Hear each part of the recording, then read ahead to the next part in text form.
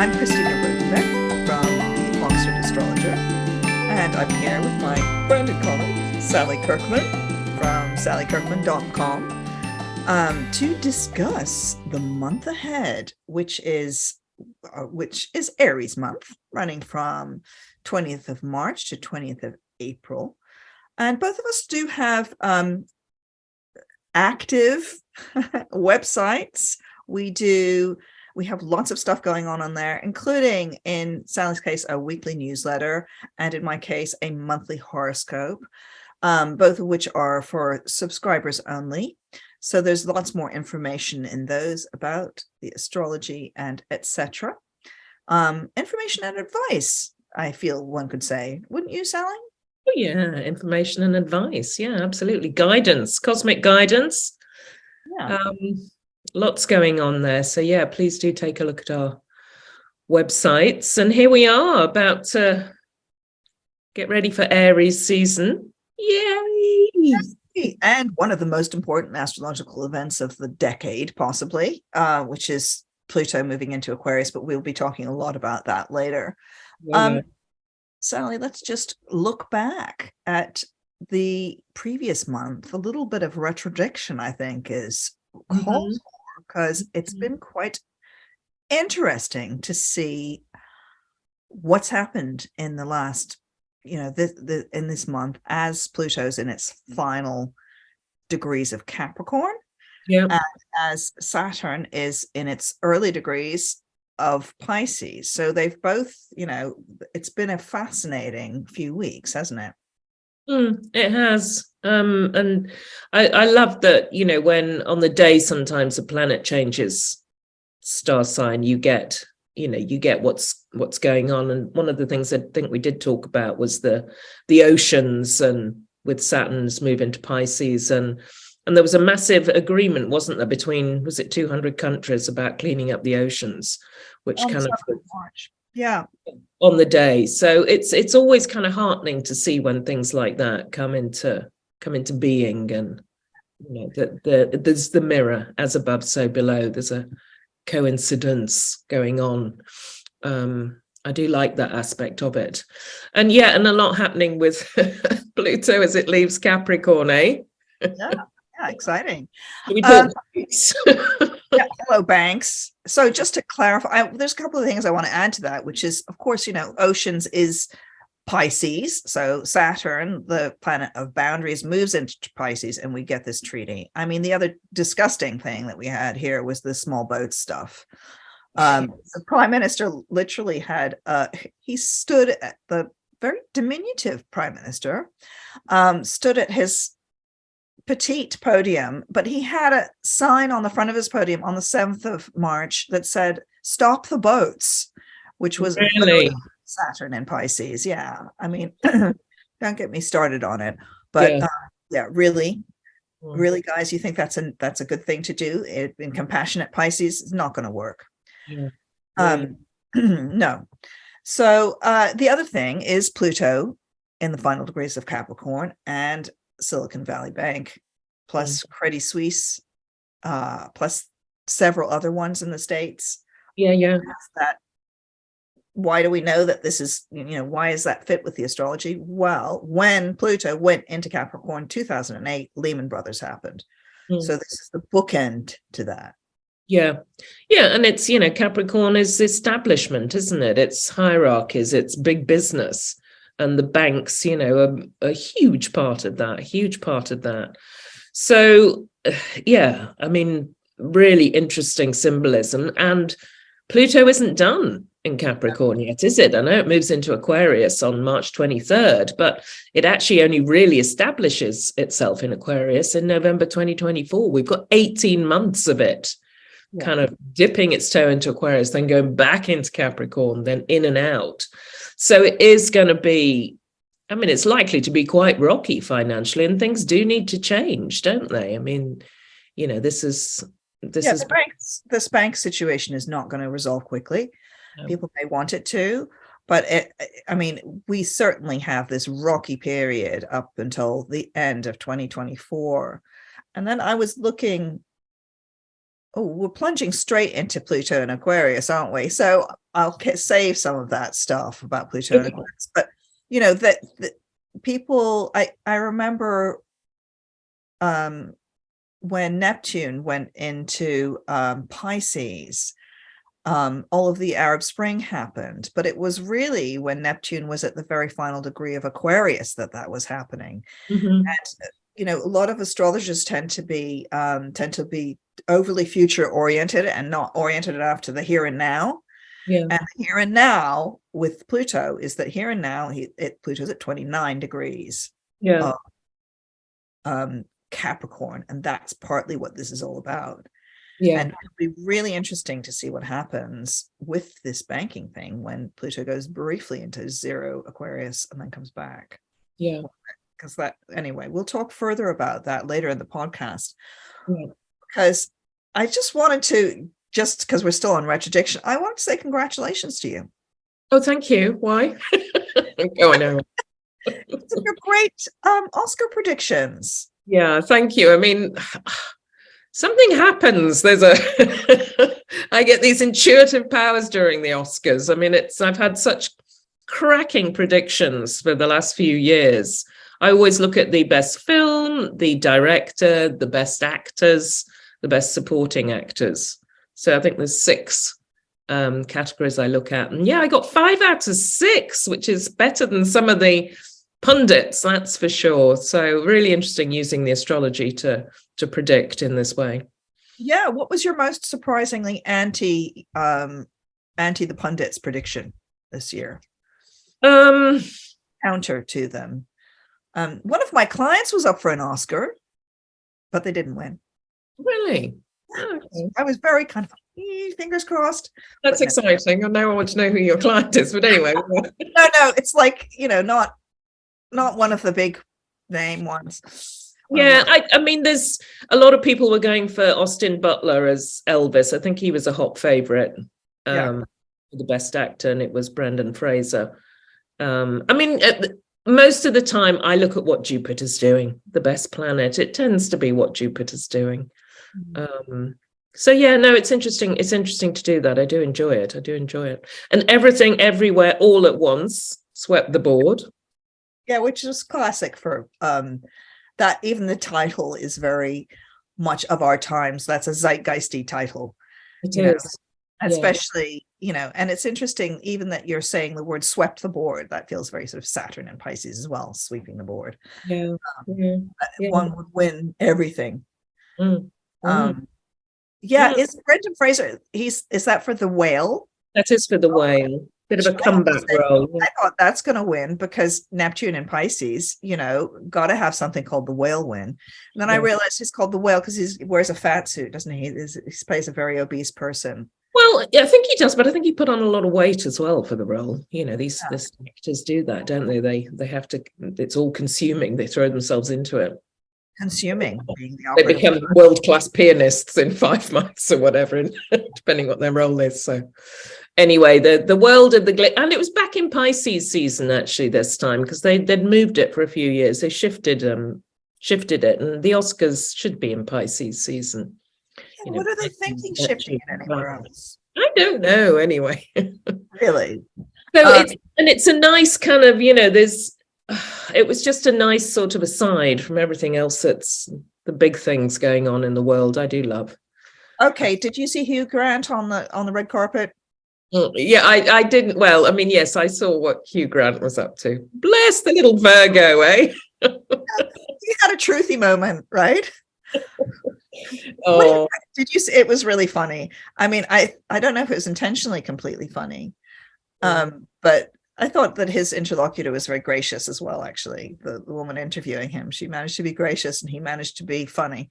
So it was all good. Funny and snippy, perfect for Virgo. Like picking at things, right? Yeah. What are you wearing? Who made your suit? My tailor. Yeah. Anyway, we should be talking about Aries, not Virgo. Yeah. Well, who doesn't want to talk about Hugh Grant, though, given the opportunity? Yes. Yeah. Him and Colin Firth, they're born one day either side of one another, which was always great. And, Bridget Jones. The two Virgo rivals. Anyway, we're going to Virgo. We need to go. Okay, right. Let's talk about Aries. Aries is like, what are you doing talking about Virgos? I'm the one. Yeah. Because of course Aries is the one, first sign of the Yes. zodiac, and we're just about to plunge into that with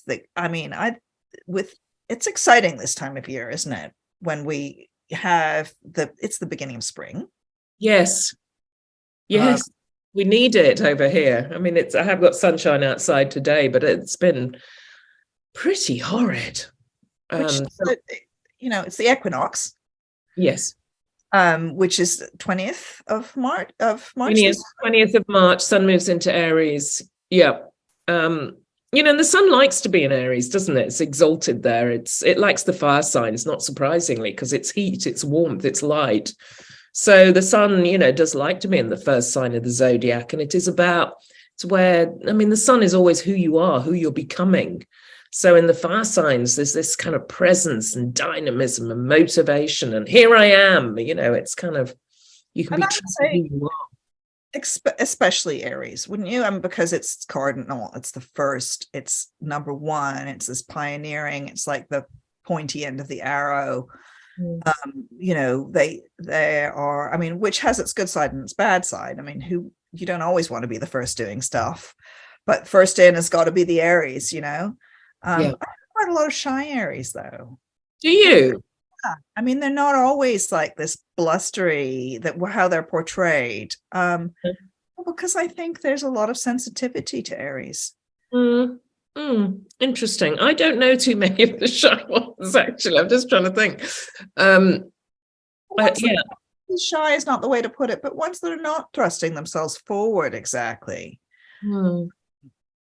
I know a lot of sensitive Aries, I suppose. Maybe I should phrase it like that. Yeah. And for me, when I think of Aries, I often think of Vivienne Westwood, the fashion designer who, bless her, she passed away at the end of last year, didn't she, in her 80s? And that color and dynamism. But I also suspect that she had a shy, reserved side too, possibly to her personality. I don't know.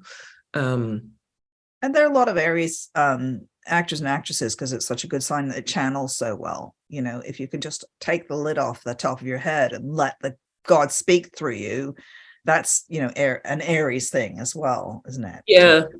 There's the classic one for me is Sarah Jessica Parker. Yeah. Sex and the City, independent woman. That Carrie Bradshaw was just, I think, a real, fantastic Aries role model, actually. Buffy, wasn't she also an Aries? Buffy is Aries, yes. Buffy's Aries as well. Sarah Michelle Gellar rather than Buffy. I don't know when Buffy's birthday is, but I heard the person who portrays her is an Aries. She's got that martial spirit as well of life for an Aries can be like it's like a battle. It can be like a fight. You go in and you're slaying demons in the case of and that's not a bad way to spend your life, is it? Is to have that feisty approach. To that you're not, and one of the things that I find with Aries is that they're often brave, really brave people, and that's brave not in the crazy, also crazy sense, in the crazy sense and in the not crazy sense. They're fearless, but there's I sometimes, brave or foolish, I want to say, or foolhardy, because I think this is the fire signs, isn't it? They don't think things through. They just leap in. Yeah. So sometimes they're brave because they're just willing to say, okay, let's go for it. Without thinking things through. It's just action. And Aries, brilliant at starting things, not so good at completing things, but brilliant at new ideas, excitement, adventure. So maybe the bravery is linked to that. Most of us talk ourselves out of things in our head. I don't and like, oh no, couldn't possibly, because think of all the things that might happen. I imagine most Aries who leap in don't do that. They just leap in. And it's always a sign of partnership, of course, so it can be really helpful for Aries in life to partner up with people, to kind of restrain that kind of not restrain it in a harsh way, but help to guide, help to balance out. And of course, their opposite sign is the sign of balance. Yeah. But help to balance out that fieriness, because Yeah. it's ultra fire, isn't it? As you say, problems of finishing things, that's for sure. And that's why it's like, here we go with spring now. We're charging into spring. And shall we start looking at the month ahead, Sally? Because it's extraordinary. Yeah. It's an extraordinary month. It's so extraordinary. In fact, there are 2 new moons in Aries this year. Yes, there are. We're only going to deal with the first one, because the second one is the eclipse on the 20th of April, which we'll be talking about in the next podcast, which is going to be all about eclipses and the eclipse season. But this one, for now, we've got so much going on before then that we need to discuss, ingress of Pluto. Yeah, I kind of feel like we should start with the new moon because it's at 0 degrees Aries. Do we have a copy of it to put up for the copy of it? I've got it somewhere around. Let me find it. It's interesting because the equinox itself, the sun's move into Aries, is already a time for fresh starts. It's already a time to kind of take the initiative, sow seeds, get things moving, the start of spring. But then to have a new moon right at 0 degrees Aries is extraordinary, actually. Really extraordinary. I mean, it's, the sun moves into Aries on the 20th, and then you get the moon joining the sun almost immediately, and they meet at 0 degrees. So, this new moon is power-packed, isn't it? It's woof. It's a real whoosh of dynamic, forward-moving, go-getting planetary energy. I love it. Yeah, and furthermore, I mean, it's this 0. There's a power to that 0 degrees in any sign. Yeah. But when it's the 0 degrees of Aries, that's the first degree of the entire zodiac. This is a real new beginning for everyone, wherever Aries falls in your chart. And the moon, on the following day, will go on to make a conjunction with Jupiter in Aries, which is still, buoyant in there, which is still expanding all of that beginning energy. So, I would suggest, this is a great new moon, or just after, as I always say, but it really is a great new moon for beginnings, right? Yeah. Start something fresh and tiny, plant the seed. Yes, and it's really exciting for Aries, obviously, but it's also exciting for everybody else. I mean, so like Cancer, it's going to be something to do with your status, your career. You could want to start that new job at this, or at least applying for it. Libra, maybe a new relationship. Yeah, and Capricorn, home and family. I mean, the cardinal signs, it's in your mode. So, there's cardinal leaders of the zodiac. So this is a time to take the lead, actually, to step up, really take the lead. And for all the fire signs, Aries, Leo, Sagittarius, it's going to be in a playful or expansive sector of your horoscope. So, with this new moon, really find where it lands in your horoscope and use it to be bold and take risks, actually. Jupiter there as well in Aries, which is again part of that, being a visionary, part of having self-belief, being willing to play big. So very exciting. It's a very exciting energy. And I'm quite pleased that Chiron, that Jupiter has now gone beyond Chiron as well, because I found that with a lot of clients is actually quite tricky if you were born with, for example, Chiron and Aries, which would have been people born in the 70s. That Jupiter transit across the Chiron kind of may have opened up old wounds. I had someone phone me up, I think he'll be okay with me saying, and he said, why are all of my childhood issues coming up now again? And it's because of this Chiron, Jupiter on Chiron plus Chiron return for some people. Yeah, and Jupiter expands what it touches, doesn't it? So, it can break things open. Jupiter, it's the liberator as well. Yeah. It's you may be able to resolve your childhood stuff by reopening it, but it's not always that easy. So I'm glad that Jupiter's now has moved past Chiron. Yeah. And also, I mean, there's, Mercury, the communication planet's in there. It's conjunct the new moon. It's at 5 degrees. So, I always think of Mercury in Aries as motor mouth, actually. It's kind of, that fast talk, speedy talk. But Mercury will meet Jupiter at the end of this month. There's a Mercury-Jupiter conjunction on March 28th, and that can often be a symbol of good news, or it can be really helpful for kind of teaching or speaking, getting things moving around communication, the spoken and written word as well. So a lot happening with Jupiter this month too. And also that, Mercury making that contact with Jupiter is just really nice sometimes for Virgo and Gemini, because you're ruled by Jupiter. Yeah. So it's a good day, the 28th of March, maybe to do something, to meet someone, to have a date. Yeah, so for Gemini, it's your friendship, group sector, being out in the world. And for Virgo, one of your money sectors, to do with money, investments, but could be other stuff as well. It's that kind of interesting hidden sector of the horoscope. So it can be esoteric, metaphysical. It doesn't just have to play out in the financial or physical realm, actually, when you've got planets there. So we have kept the big one, which is coming up on 2 days later, which is the entry of Pluto into Aquarius, which is huge news. I mean, it hasn't been in Aquarius since, for 200 and zillion years, 260 years, is it? And it will stay in Aquarius a really, really long time. But as we were saying earlier, it does go in and out. It goes into 0 Aquarius and then back to 29, 28 Capricorn until the end of 2024. But this is its first plunge into Aquarius.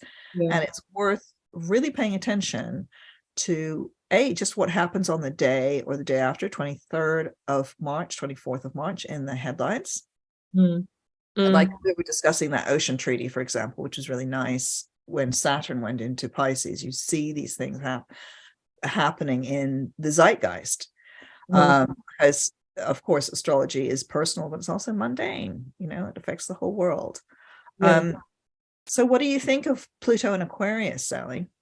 Well, and it's going to be, like you said, it's always interesting to see what happens on the day. But I always think with these slower moving planets, you get a sense that it's that 0 and 29 degrees, you get a sense of what's happening. And we're already, I think, seeing what Pluto in Aquarius is going to be in some ways. I mean, the rise of artificial intelligence, Aquarius is the internet, it's the information, it's the networks.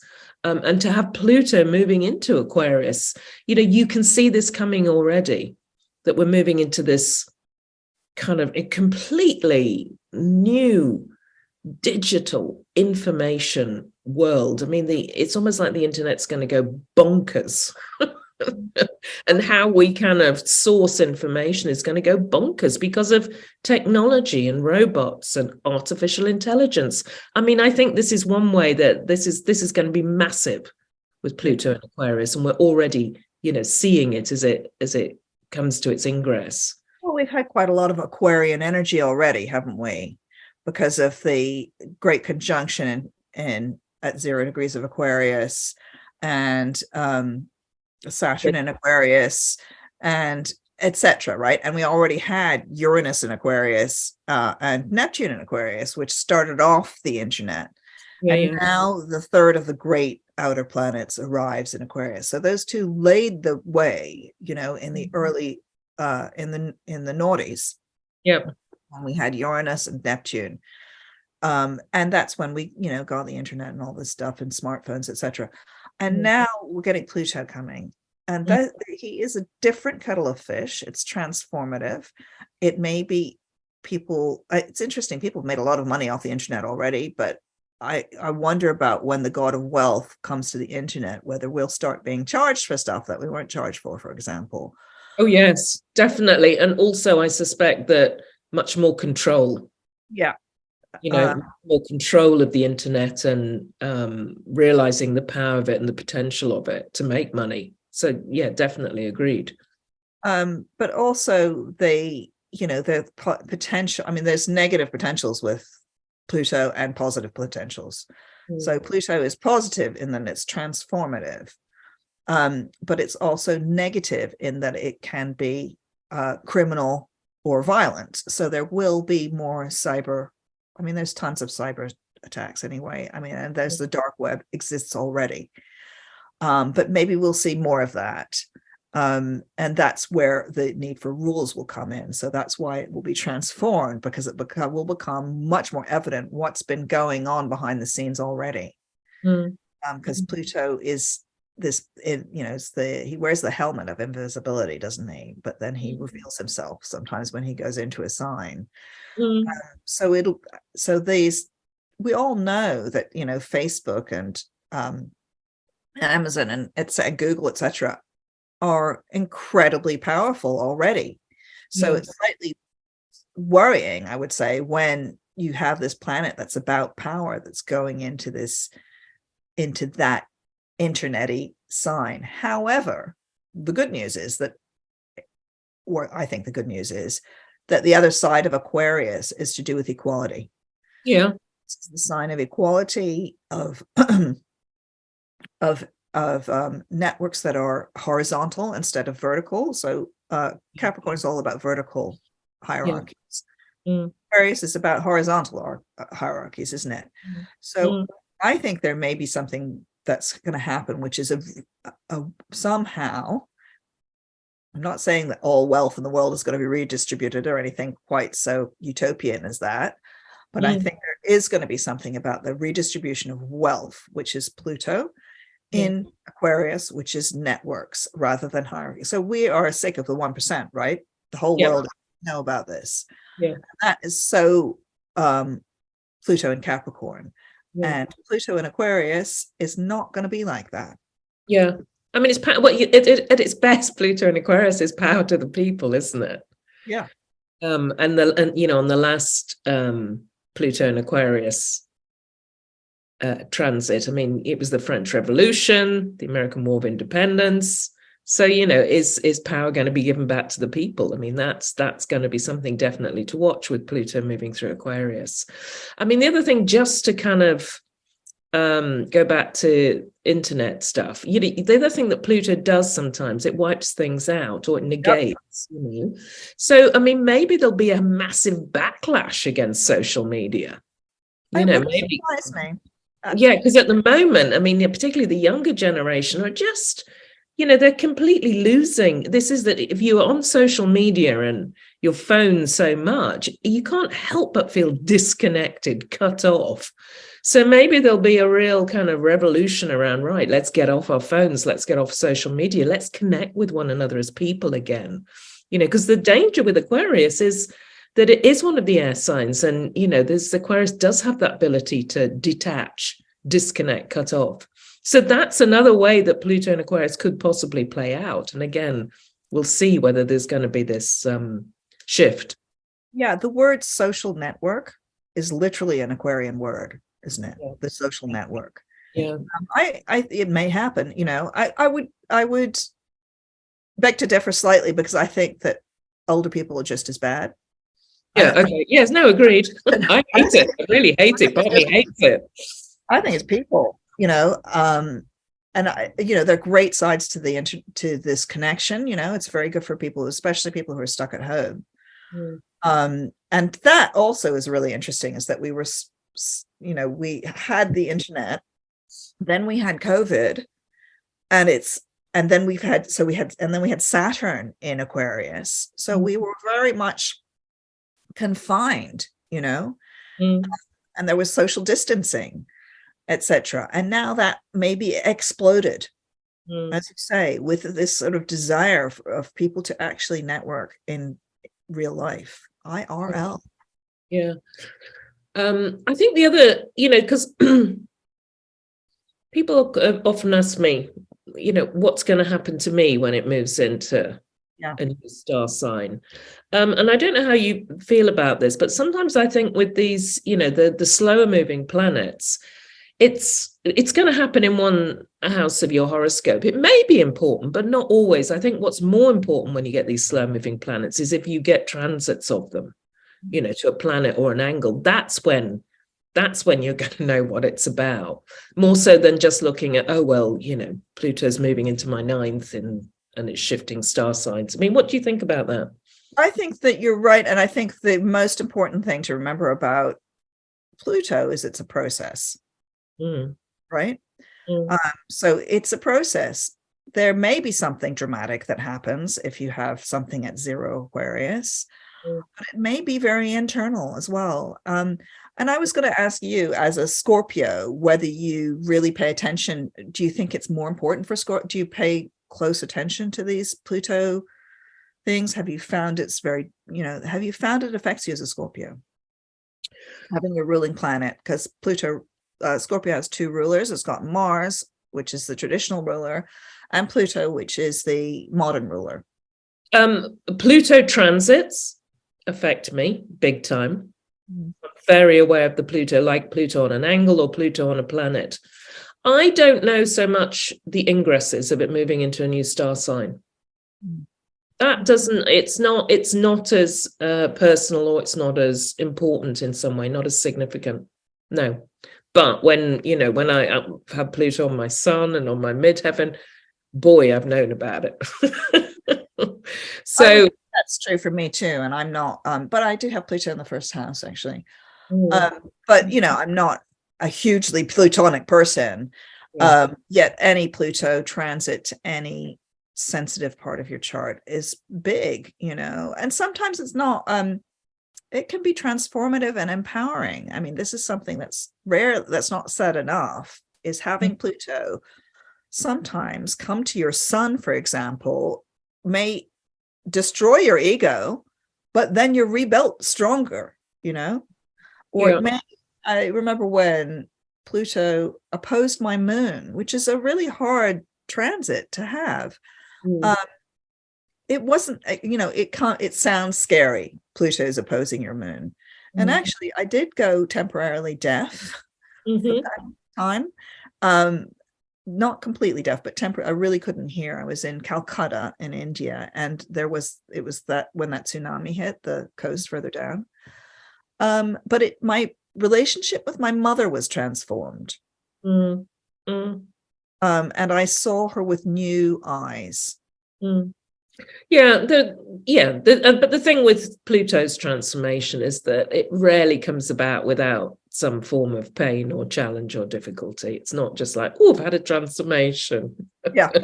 Oh, lovely. That's great. Yeah. It's not just like, is it? You've got to go down to the underworld and really dig through the deep, dark stuff. And then you have the transformation, and then you come back out. So, that's Pluto. That's Pluto for you.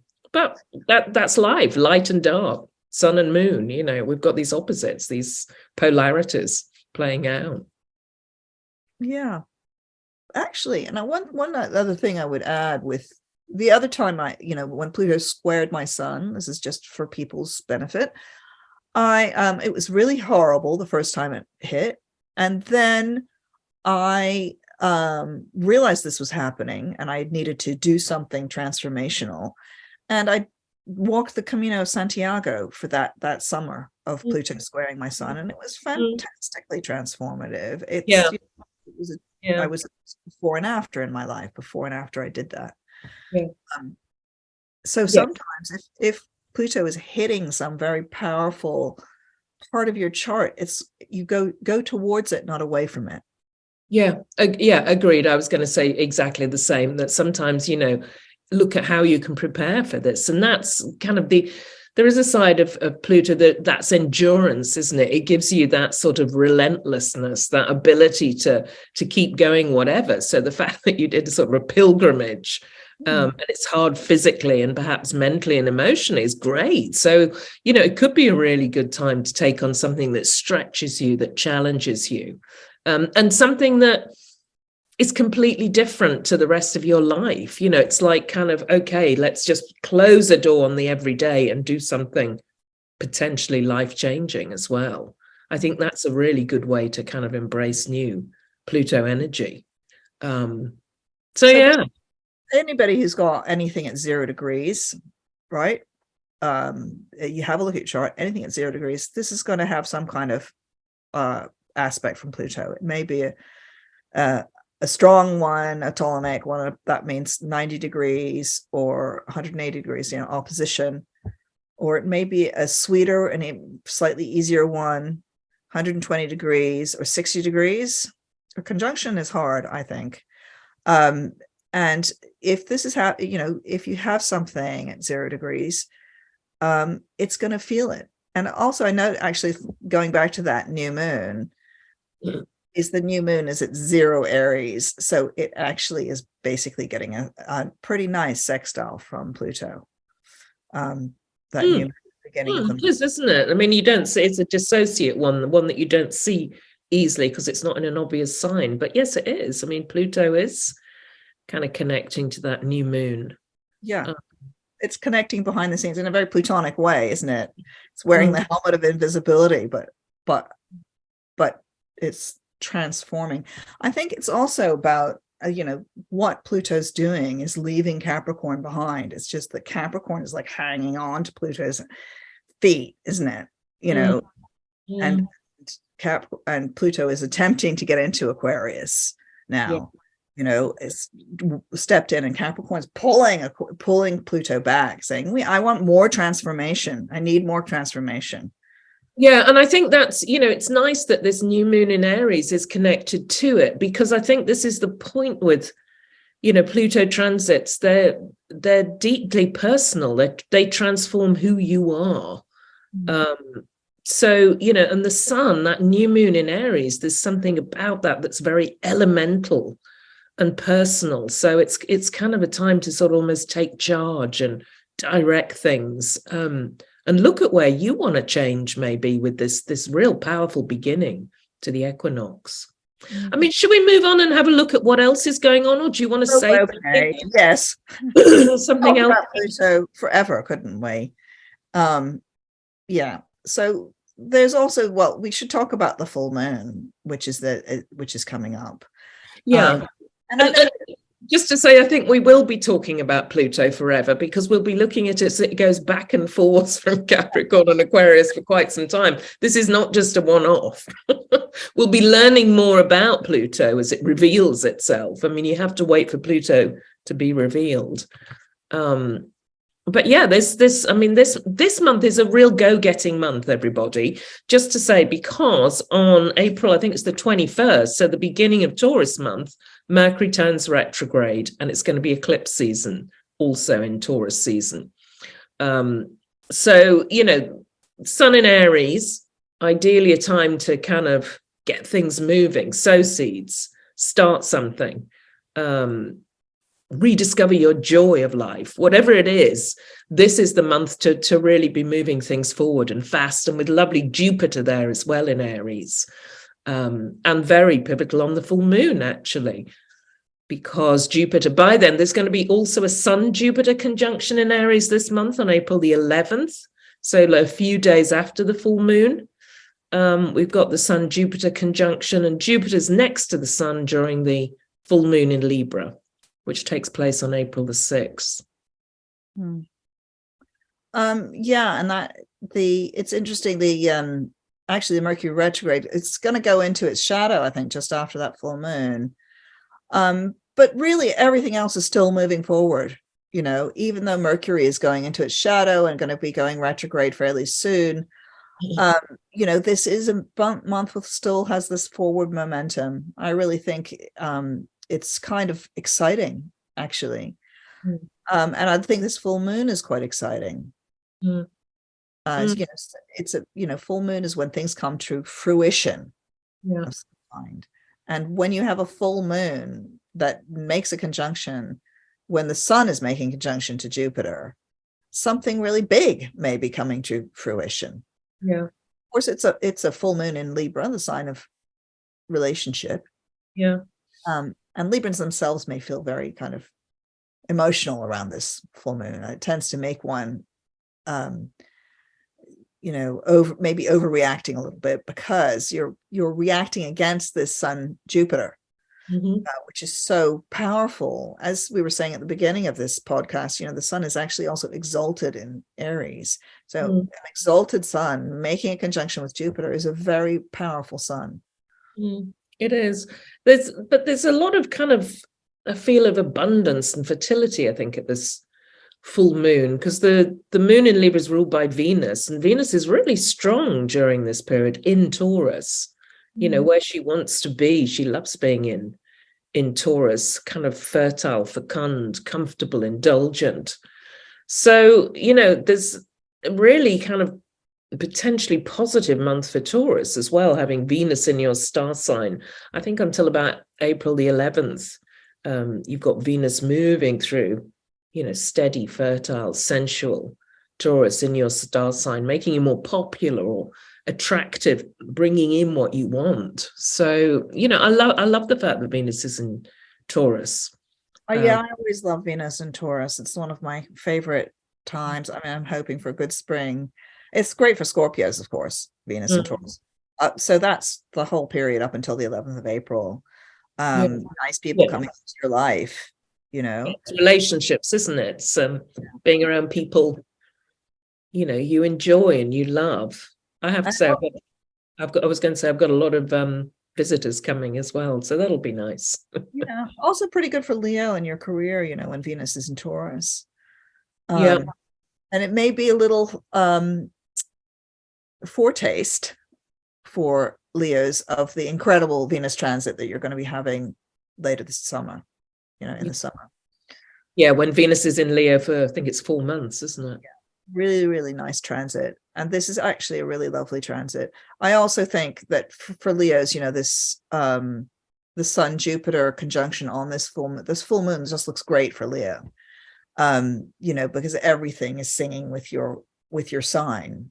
And maybe with less intensity than it is for Aries, where it's like pretty strong, this. Whereas for Leos, it's all about this expansion of horizons. It's like it is. Stop, go travel, Yeah, and also, there's the Venus and Uranus meet in Taurus, and I think they meet at the end of March as well, so before the full moon. But there is, for Leo in particular, there's a real theme of freedom and liberation and breaking free from something, doing something completely new. And feeling like you may just think, this is the time to fly, this is the time to go on my sabbatical or sign up to that course, whatever it is. But it feels very, very freedom loving, I think, for Leo. And that 30th of March is when Venus and Uranus meet. And that's actually, again, kind of a good day. We were saying the 28th of March is a really good day because of the Mercury Jupiter conjunction, but Venus and Uranus, I love that combination of energies. And this is in Taurus. It's very, it's a coup de foudre. It's a lightning bolt of love for some people, Scorpios, get out there. Scorpios, Capricorns out there, and it's something. There's something lovely about it, isn't there? And actually, they're very close to to Juno as well on that conjunction. So there's a lot of really positive energy being stirred up this month, isn't there? Yeah, there is. So make the most of it. I mean, absolutely make the most of it. Also for Cancer, this is interesting because Mars finally gets out of Gemini on March the 25th. God, I'll be glad of that gone.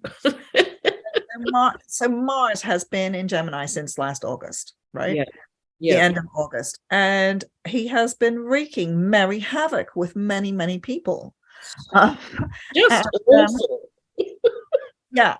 I mean, Mars, Gemini is the planet, one of the signs of mind.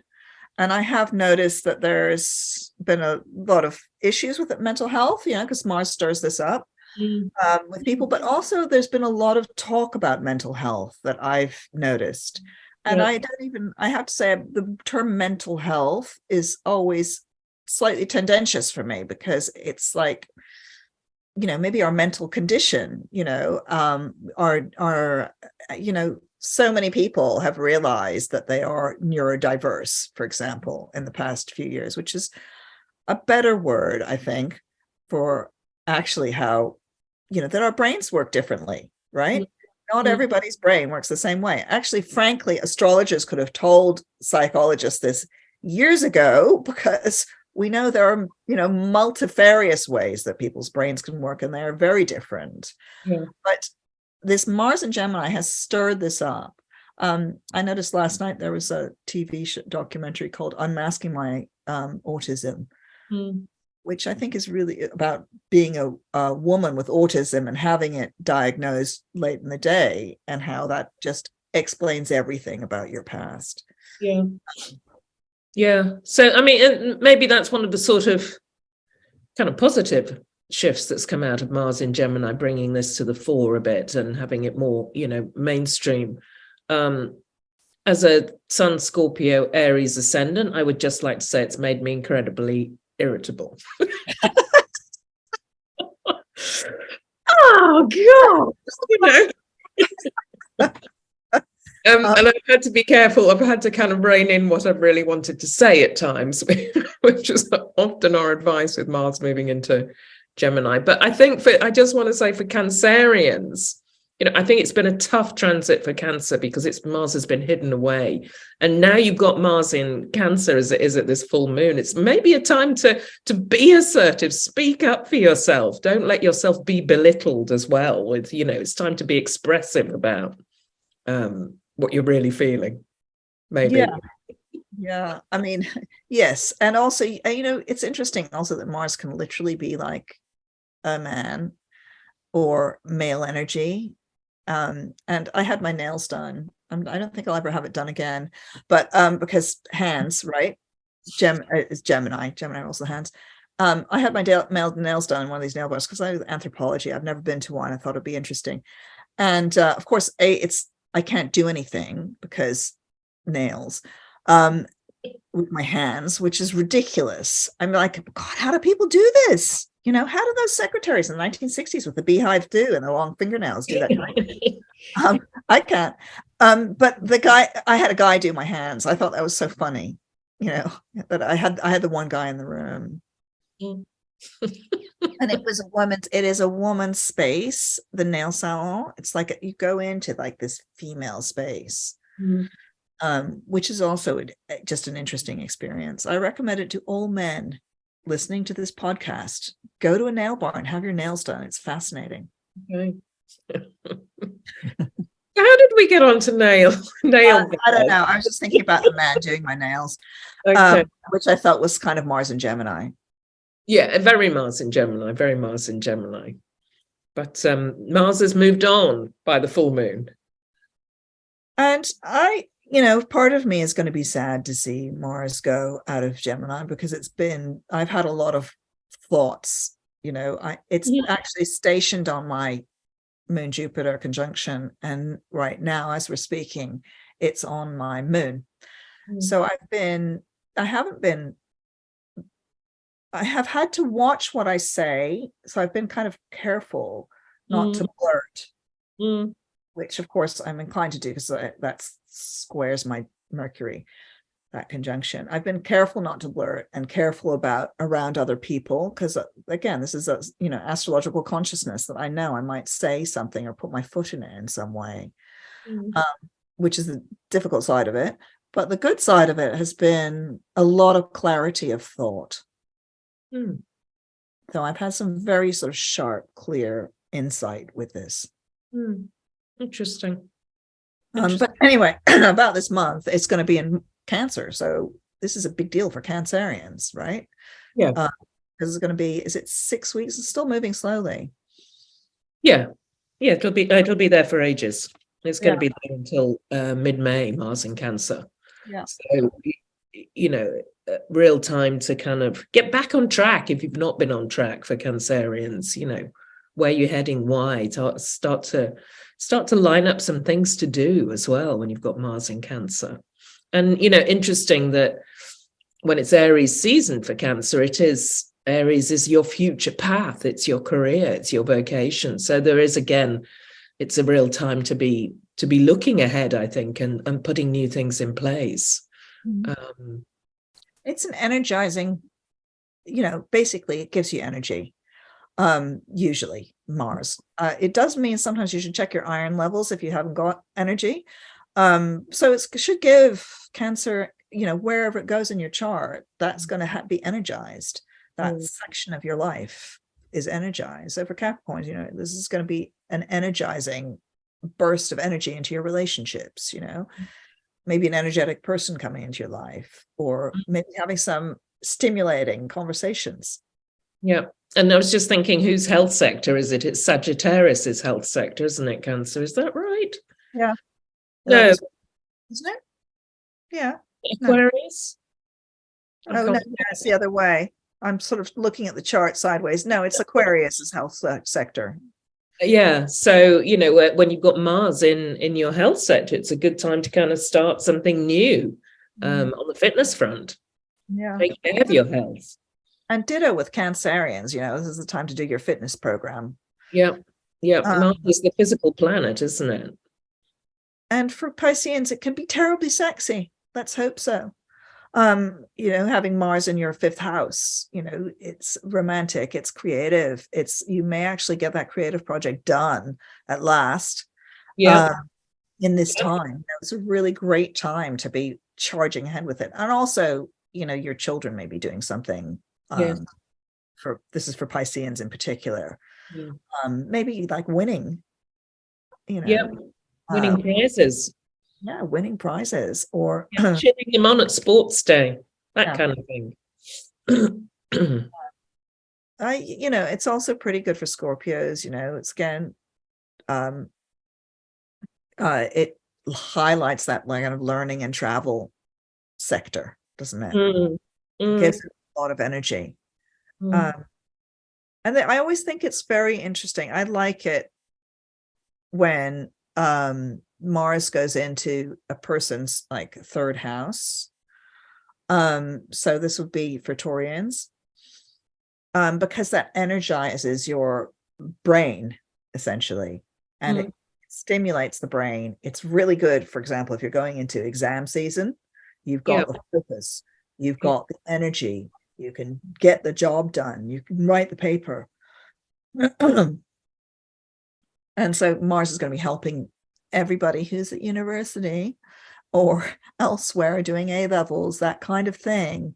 You've got, if you've got Taurus rising or Sun in Taurus, you've got some very good focusing help. Yeah.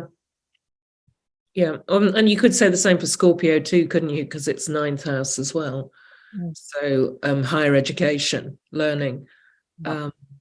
So yeah, you've got Mars on your side. I mean, traditionally, again, Mars isn't meant to be strong in Cancer, is it? Because it likes the opposite star sign Capricorn, where it can empire build and get things moving. But there's more of I often think Mars in the sign of the Crab, it still gets things moving, but it just does a little dance. It kind of hops sideways a bit. Doesn't always go straight forward. So it's there's more of a flow or a dance that goes on when Mars is in Cancer. Yeah, I mean, if you're born with Mars in Cancer, that's a different kettle of fish, isn't it, from the transit of Mars through Cancer? Yes. Yeah. No, absolutely. Absolutely. So anything else we want to say about this full moon? I mean, it does look, full moons it's a time when emotions are heightened. It's a good time for celebration. I do like this. I don't know what falls on a Thursday, this full moon, but a real time to sort of celebrate and be with community, actually, that Sun-Jupiter conjunction. It's going to be Easter, isn't it?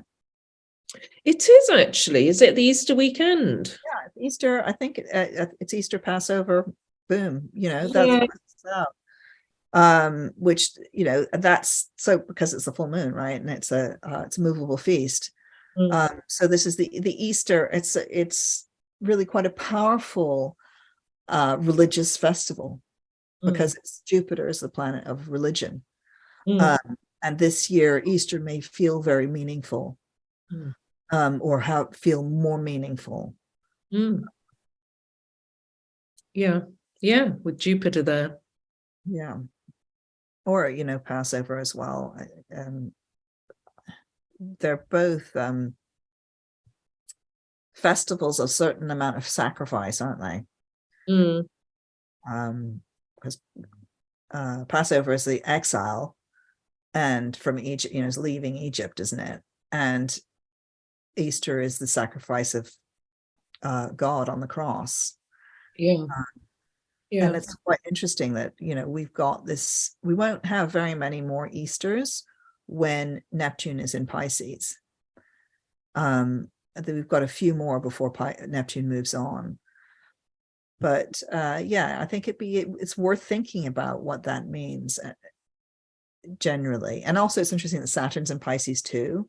Mm-hmm. I've been thinking a lot about how Saturn in Pisces is very much the material and the spiritual attempting to come together, which you see, Jesus on the cross is that is spirit crucified on this cross of matter, Mm, which is very Saturn in Pisces.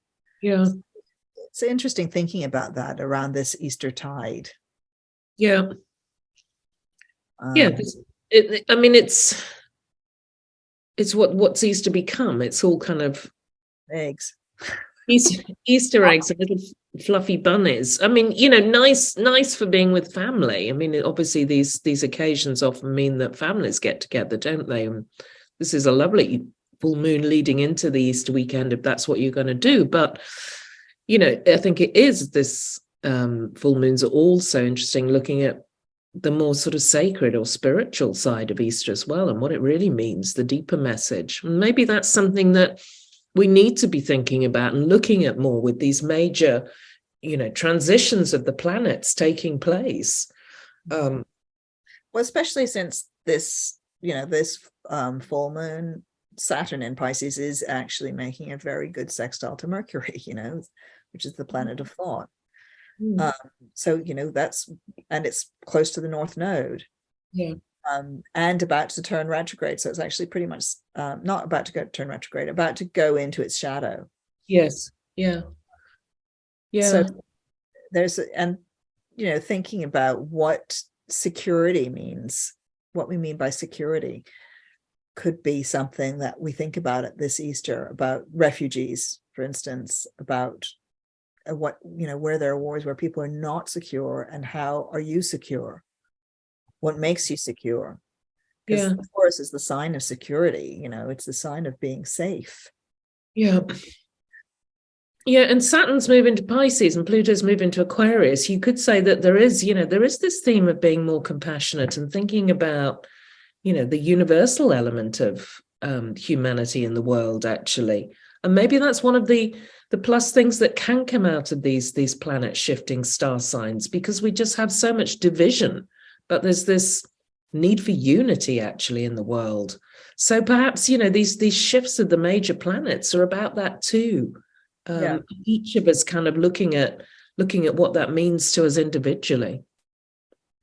And how it's different for other people. I mean, I think one of the things that we're in this sort of weird liminal period, aren't we, of this period of great transition, because the planets are moving, the outer planets are moving signs, and Neptune will be moving on, and Uranus will be, there's a lot of movement. And we can see this in the world. It's a very uncertain world that we're living in. Yeah. There are huge shifts in global power going on, and that is making people feel quite unsafe. And I think that, this is one of the problems with Saturn in Pisces, is it can feel like the earth that you thought was beneath your feet is actually not there at all.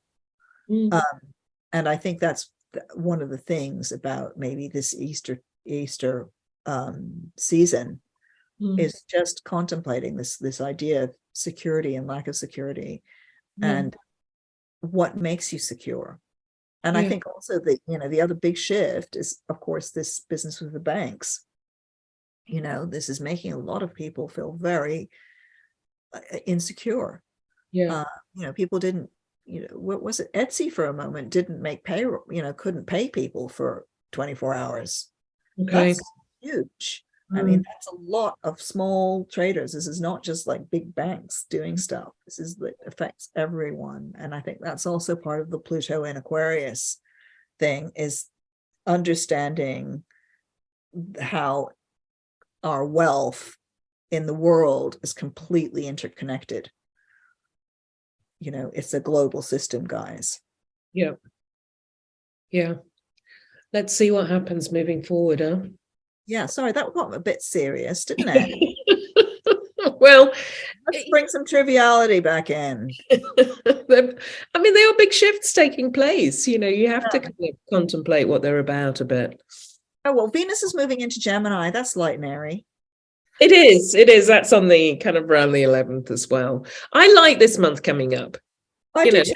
Let's focus on the personal planets in particular, and just Sun in Aries. Yay! Let's go for it. Let's have some fun. Let's be dynamic. Let's get things moving. And then we'll come back next month and talk about eclipses and Mercury retrograde. This is the month to crack on.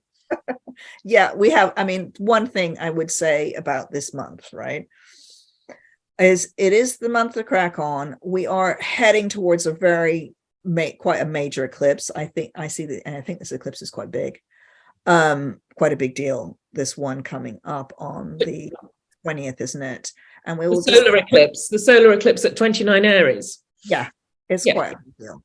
Starting the new eclipse cycle, isn't it? Aries Libra. Yeah. So we're heading towards an eclipse, and we may also be feeling that from the full moon. Yeah.